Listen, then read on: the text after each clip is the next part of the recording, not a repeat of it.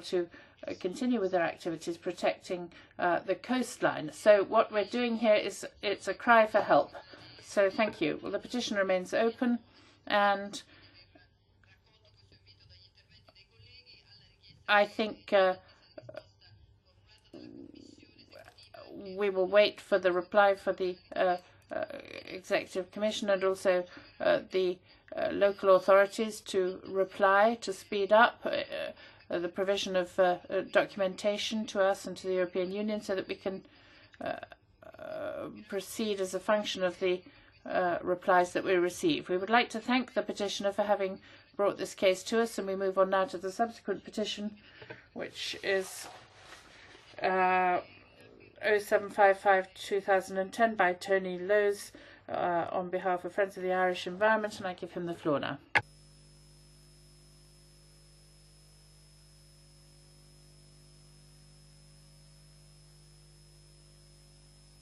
Se c'è un tempo di organizzazione per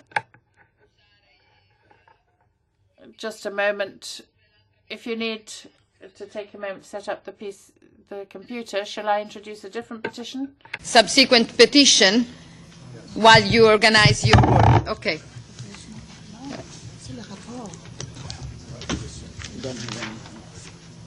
No, it is. It's the final one. The subsequent item is the report by Mrs. Valian, but no. Okay. You are you ready? Okay. It's the same.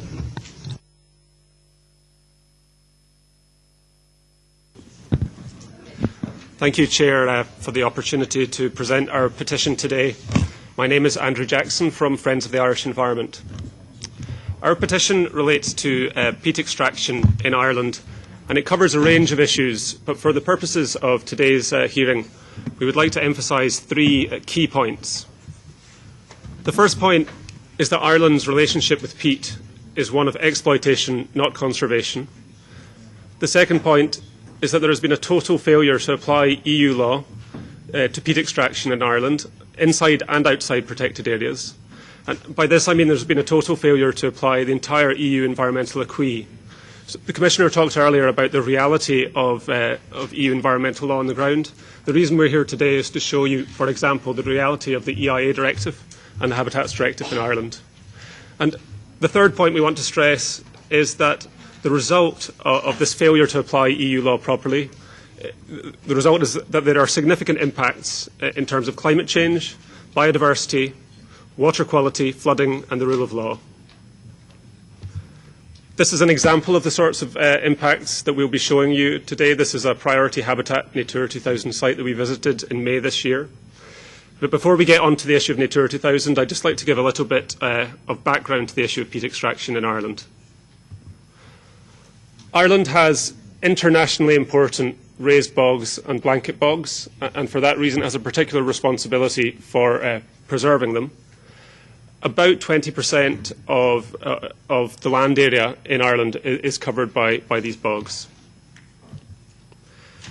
But the peat in the bogs is exploited for various purposes in Ireland. I'll give three examples.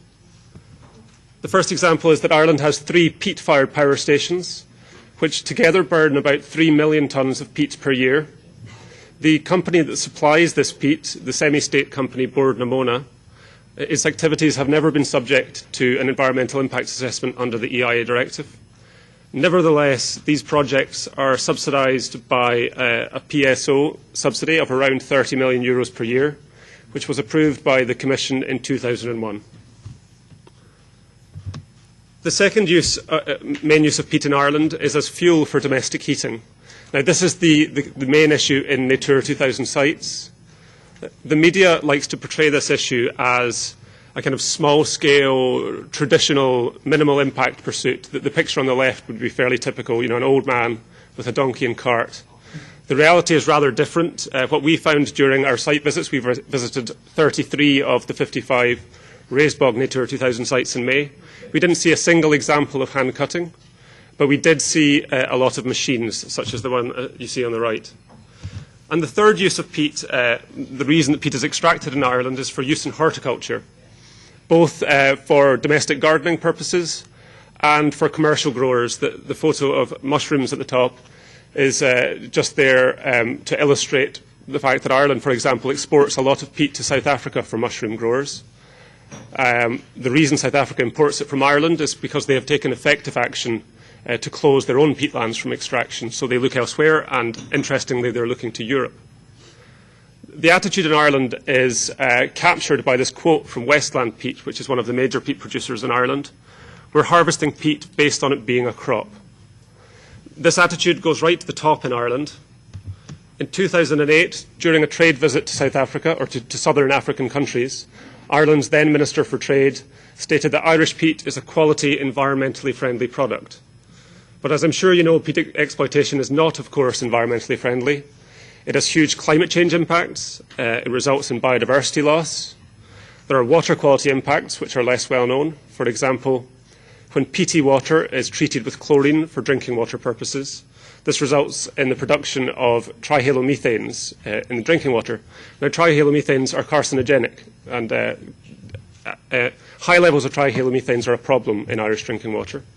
And the final problem, when you exploit peatlands, you interrupt the hydrology of these bogs, which has an impact in terms of their ability to absorb water, and hence on the incidence of flooding around these areas. And flooding is a problem we've had in Ireland recently.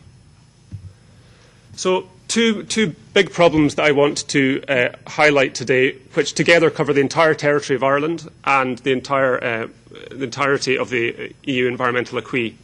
The first is peat extraction within Natura 2000 sites. Now, it's important to stress first that active raised bogs and active blanket bogs, that means peatlands that are still actively forming, are priority habitats under the Habitats Directive. So in other words, they are a subset of a subset. These are, in principle, the most strictly protected Natura 2000 sites. Ireland has 55 raised bog special areas of conservation and 50 blanket bog SACs. Now, as you all know, the Habitats Directive was adopted in 1992. The Irish government has officially permitted peat extraction to continue in these sites right up to this year. That's 19 years of damage, 19 years during which the Commission didn't take effective legal action. And the result, as we'll see in a moment, has been devastating. This is Moods Bog SAC in County Kildare. This is a priority habitat, Natura 2000 site. As you can see, it's been substantially destroyed by peat extraction. The blue boundary is the boundary of the SAC. The picture at the national level is even more frightening. The quote in the middle is from the Irish Government's recent report under the Convention on Biological Diversity. There has been a 99% loss of the original area of actively growing raised bog in Ireland, and 1/3 of the remaining 1% has been lost in the last 10 years. During those 10 years, the Commission, of course, didn't take action. This is a second example of a priority habitat Natura 2000 site, Ballynafa Bog in County Kildare. As the Irish Government's National Parks and Wildlife Service said in 2006, unless urgent steps are taken, Ireland is in danger of losing these invaluable habitats in the next few decades. It took 5 years before the first legal step was taken, letter of formal notice issued in January this year. And the habitat is being lost at the rate of about 2 to 4% per year. Here's another example, Redwood Bog in County Tipperary, which is even worse than the average. As you can see, the Irish Government's National Parks and Wildlife said that this site dramatically lost almost 85% of its active raised bog habitat between 1994 and 2005. And when we visited the site in May this year, we photographed the digger you can see in the bottom right there. So cutting continues to this day. As a summary of our site reports that I've mentioned, we visited 33 of the 55 raised bog sites in May. We discovered cutting, burning, drainage and other damaging activities at 22 of those bogs. 8 of the 33 have been in receipt of EU life funding for restoration. 7 of those 8 were being actively cut this year. So on this problem, on this issue, we would ask the Petitions Committee to please keep the pressure on, and we appreciate the work that has been done to date on this. The cutting needs to stop in these sites and restoration work needs to begin. This is a seasonal activity. People cut turf in spring, they allow it to dry, they allow the peat to dry over summer, and then they burn it in winter. So we're in a sort of downtime at the moment. The next cutting season will begin in spring 2012.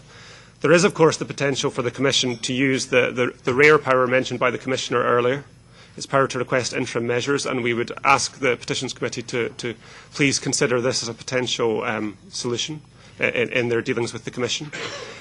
Similarly, the potential for a fine is a long way off because the letter of formal notice in Article 258 proceedings was only issued in January. But the Commission has other potential financial sanctions available to it. It could threaten, for example, to reclaim the life funding that was made available to Ireland and used in principle for restoration. The second issue covers the rest of Ireland. This is peat extraction outside protected areas. I've highlighted the area that I've circled and enlarged there, but really I could have picked any of the orange areas you see in the centre of the map, because those are all exposed, degraded, exploited peatlands. The lake, the peatlands to the northwest of the lake there, Loch Derravara, are outside a protected area. The loch itself is a special protection area for birds under the Birds Directive. So what we see here is damage outside the protected area, but also downstream impacts on the protected area. This is on site at one of these peatlands. The operator here has no permission to be there, no environmental impact assessment has been done, and there are no licences. Now, the Commission took legal action regarding this sort of issue, which resulted in a judgment of the European Court in 1999, and a quite amazing statement made by the ECJ in that case. Then Ireland had not denied that no project for the extraction of peat has been the subject of an impact assessment under the EIA directive.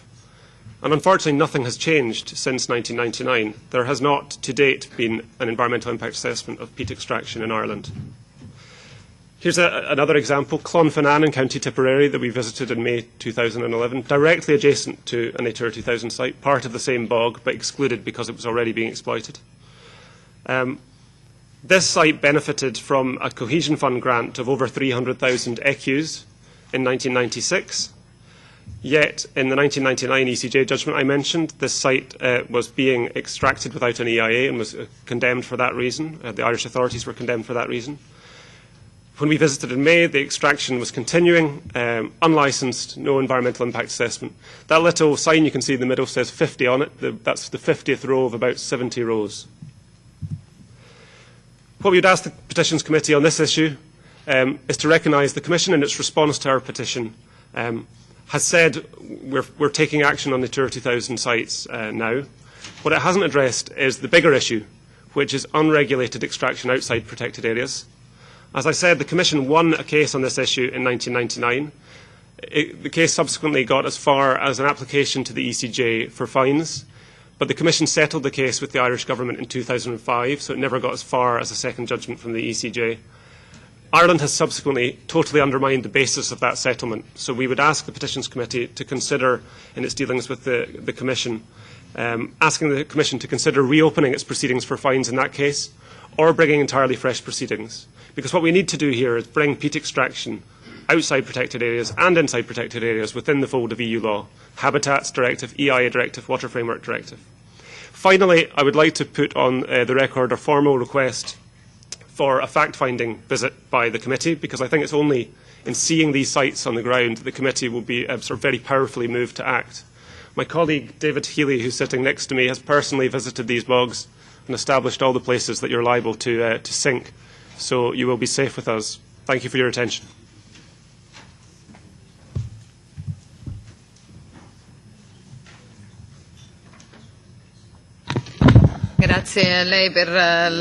Well, thank you very much for illustrating the petition to us. So I pass it over to Liam Cashman for the Commission. Chair, the petitioner has certainly drawn attention to a very serious and significant problem in Ireland.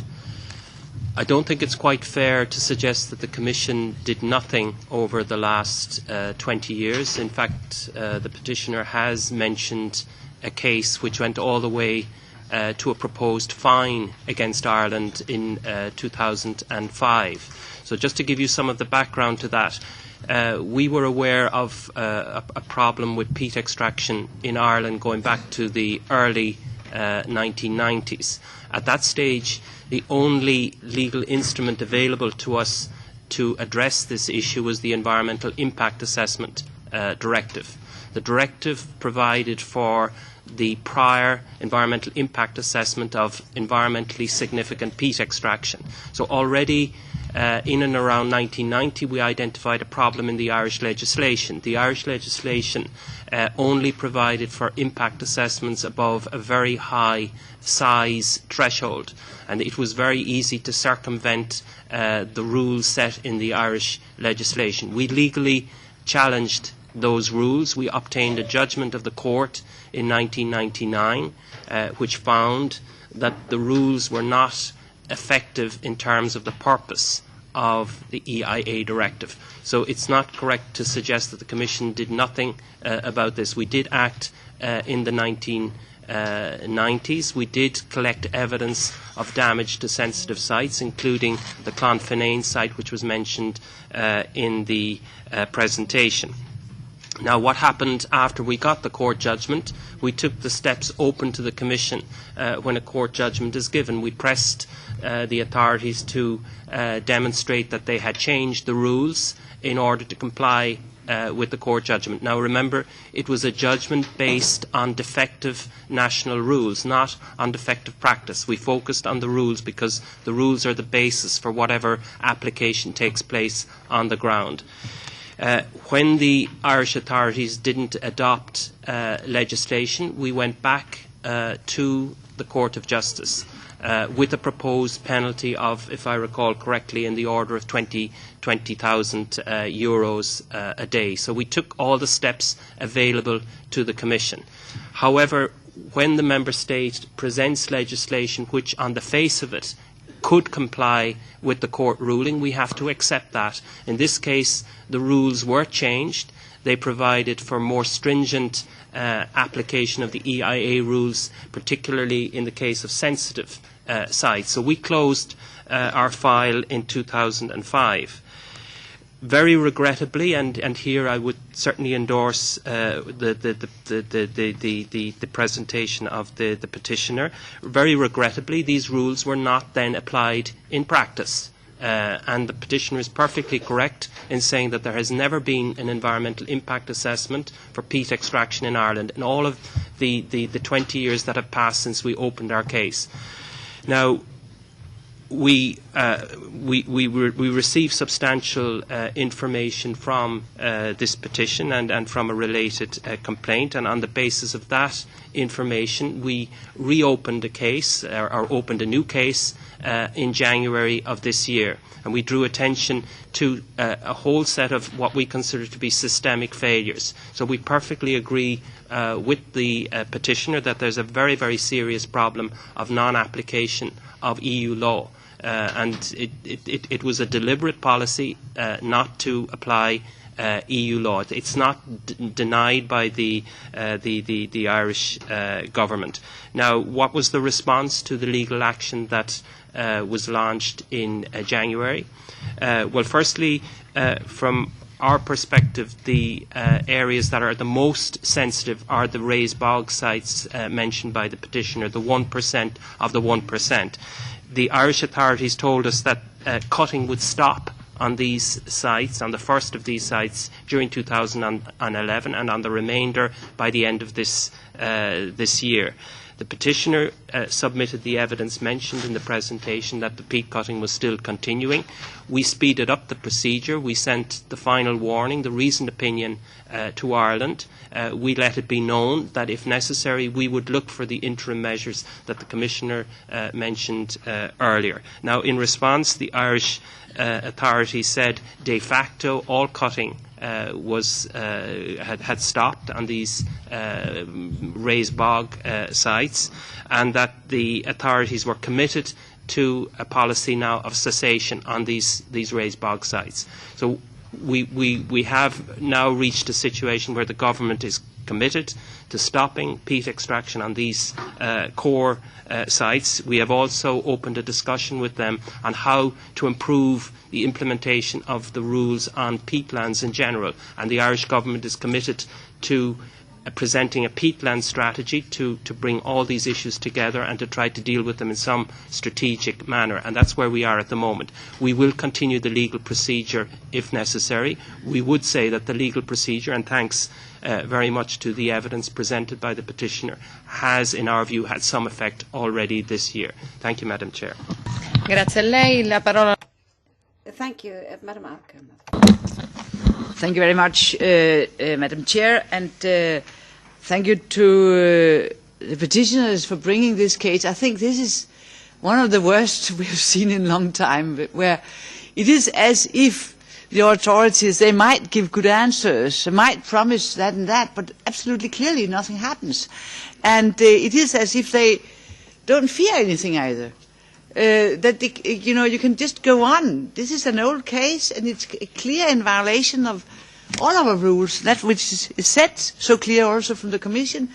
And you have the feeling that we have EU at the moon or somewhere, and what's going on in Ireland doesn't bother anybody outside. And of course, we are very grateful that you bring the case here. I would like very much to know from you, what is the reply now when you raise the issue in Ireland to the government? I guess the debate can be raised also in the Irish Parliament. It shouldn't be that much worse than my Danish Parliament, and it will be outrage in the Danish Parliament, cases like this. And how have you tried to take it to the court in Ireland?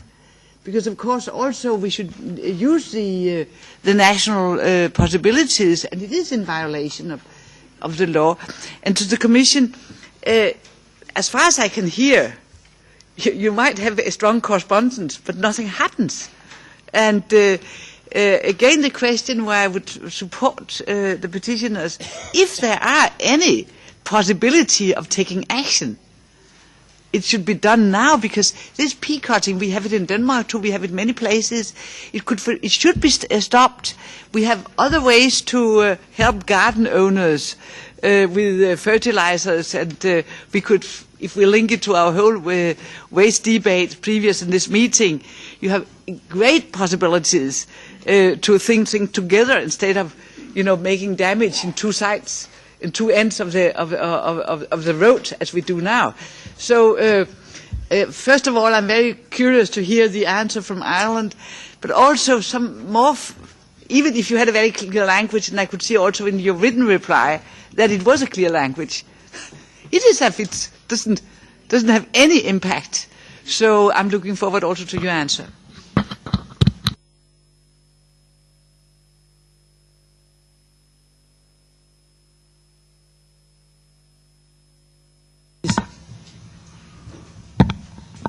Thank you, Madam Chair.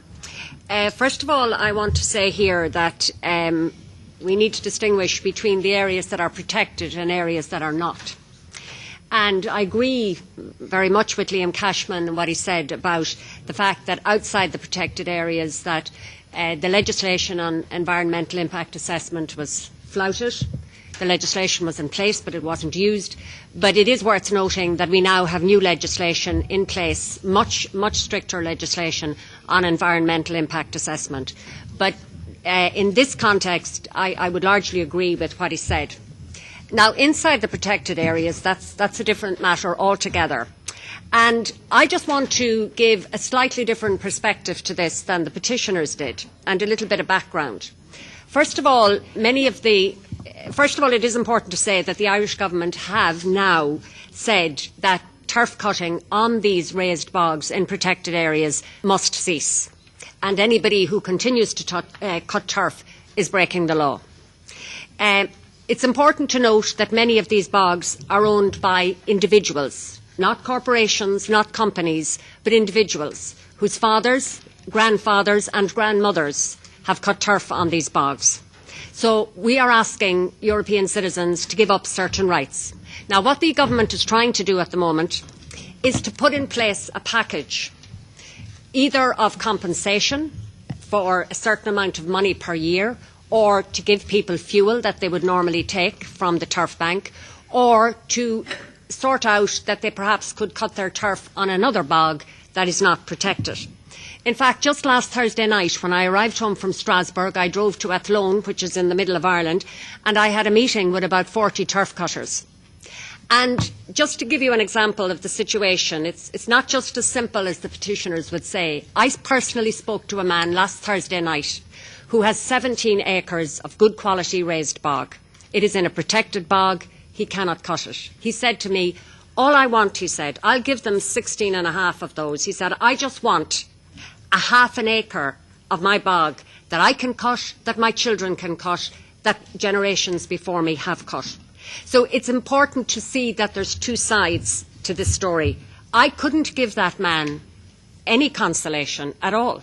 So what we're trying to do at the moment is to put in place a package of compensation. But one of the issues that we're facing is the compensation being offered is €1,000 per year for 15 years, and that's it. The value of an acre of good raised bog is somewhere around €250,000. So we are asking citizens to give up rights and not putting proper compensation in place. And it's interesting to note that the next item on the agenda that Mrs. Valian is presenting is about citizens' rights. There are thousands of citizens in Ireland who have rights to cut turf, who feel that the EU is taking away those rights without putting something in place. So what I would say is this. We do not need confrontation, we need cooperation. And I think we can sort most of this problem. And I think a site visit to Ireland might be very useful. But as well as visiting sites, you need also to speak to those who for hundreds of years and their families have cut turf on those bogs, and to try and find a solution that will work. Because I can tell you now that the deep feelings of anger and resentment, you have absolutely no idea. You would get tens and tens of thousands of people in Ireland to sign petitions on this for this committee because they feel so strongly about what's part of their culture and their heritage. So I'm saying, yes, we have massive issues, and I agree with the petitioners on some of it. Absolutely, I have no problem with that. But as far as the individuals who have rights and who cut turf, we need to find solutions, and we do that by working together and not by having confrontation. And I think it's very important that that committee takes all of this into consideration. And as I said, when we're talking about citizens' rights in the next item, we cannot forget the rights that certain citizens have here, and we do this the European way by finding solutions. Thank you. Mr. Childers. Yes, thank you, Chair. Nessa Childers, MEP Ireland East. I agree with what Mrs. Harkin has said about I think everyone here is now going to be aware of what an emotive issue this is in Ireland, and it has turned into a very serious political issue. I have to say that the present government is doing its best to grasp this nettle, as it were. We inherited a situation, or they inherited a situation, in which this issue was ignored since 1997 when we signed up to the law, just completely ignored as if it was going to go away, and great strides have been made. However, that being said, while it is a very emotional issue and while people are very attached to turf cutting, at some point it has to cease, because we can now see the damage that it is doing. I believe that we need the help of the Commission to actually do this, because it is proving a very intractable issue at the level of negotiation, and for that reason I think it would be helpful next year, for instance, for an inspection from officers of the Commission to take place. But we simply can't ignore any longer the big picture, not just the protected areas, and I would ask the Commission please to respond to the petitioner's request. Thank you. Mr. Yar. Ja, vielen Dank. Yes, thank you very much. What irritates me a little is that sometimes the member states have double standards. Natura 2000 wasn't plucked out of the air, and if I remember correctly, this member state was actively involved in drawing up this legislation for Natura 2000. And then they go home, they make the decision in Brussels, they participate as a member state, and then they go home, and then they forget about what they decided on in Brussels. So I know that there are people affected by this, and if you have property rights and you feel as if those rights are being taken away from you, then you want compensation. But now, acting as if this happened all of a sudden and just putting the blame on Brussels isn't quite fair.